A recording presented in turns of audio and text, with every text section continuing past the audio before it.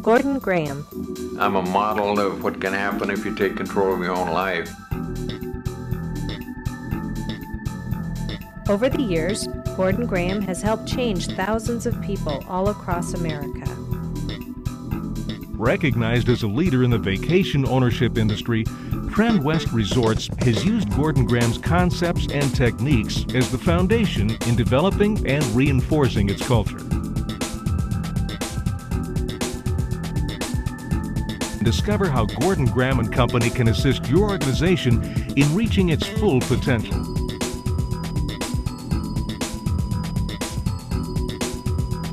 Gordon Graham and Company helps thousands of people all over the world, both professionally and personally.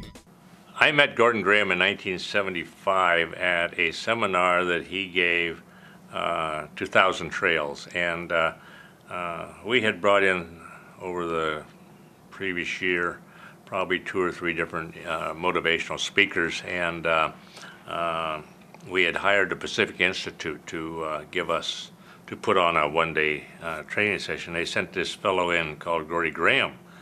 One of the most entertaining people I've ever met in my life. I never see people yawning or going to sleep in any of his seminars. He's truly, when he's on stage, he's the best.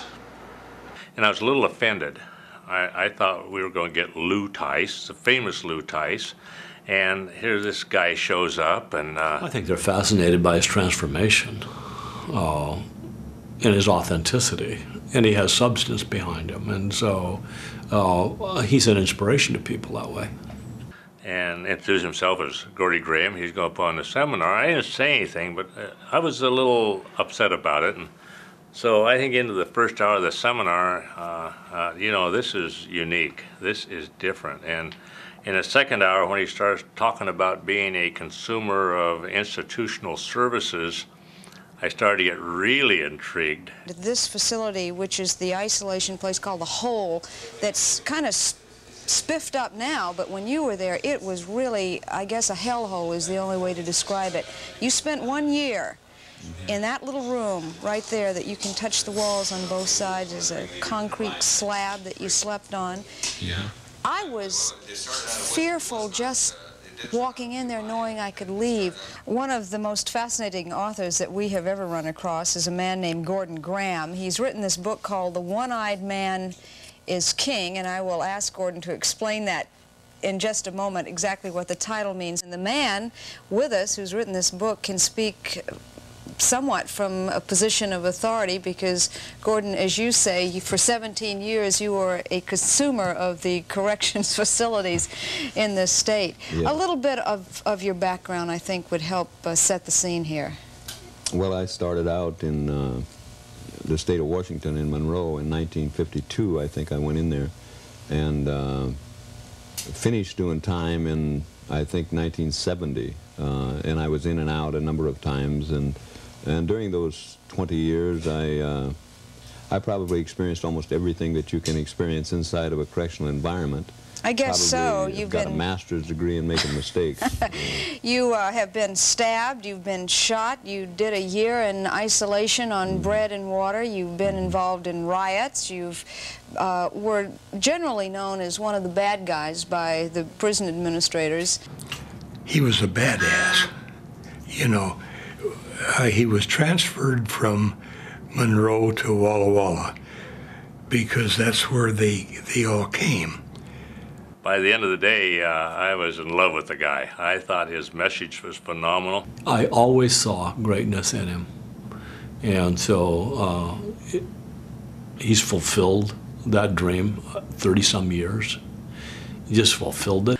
When I met Gordon Graham, I was essentially a failure. And I've told a lot of people that in 1975, I was 38 years old. I got a paycheck, and that was about it. I was driving an older car, lived in a house I rented for $75 a month, had 2 very young children. They were scaring me to death. I didn't know how I was going to support them.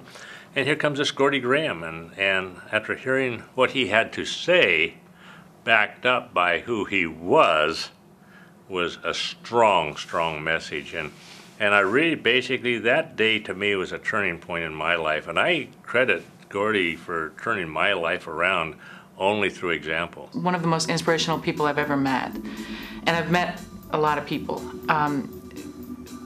For me personally, I remember being in graduate school and I had a professor who said that there are people who come into your lives and they really are truly angels because they come into your life and your life is never the same again. And that's how Gordon has been for me. And one of the real key awarenesses in terms of really making life work is to recognize that you're accountable. That you cannot control all the things outside, but you can control how you react to them. And when I first got involved in this, like 38 years ago, one of the first things that came to me was, I'm accountable. If my life is gonna work, I've got to make it work myself.